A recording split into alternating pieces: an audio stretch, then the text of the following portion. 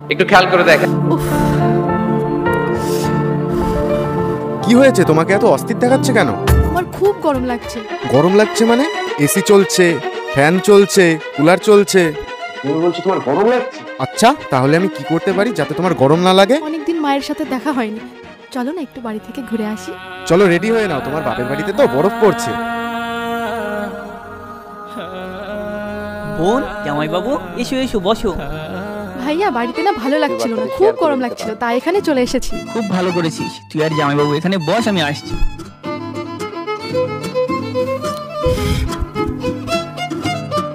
আরে এই জায়গায় বসো না, কেন এত অস্থির হচ্ছ? কি করে বসবো, একটুও শান্তি লাগছে না, খুব গরম লাগছে।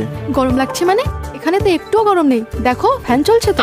আমার তো একটুও গরম লাগছে না, এখানকার ওয়েদার কত ঠান্ডা, আর তুমি বলছো গরম লাগছে। হ্যাঁ, ওয়েদার ঠান্ডা? তোমার বাপের বাড়িতে তো শুধু একটা পাখা চলছে, আর তুমি বলছো ওয়েদার ঠান্ডা? আর শ্বশুর বাড়িতে তোমার নিজের ঘরে এসি, ফ্যান, কুলার সব চলছিল, তাও তোমার গরম লাগছিল?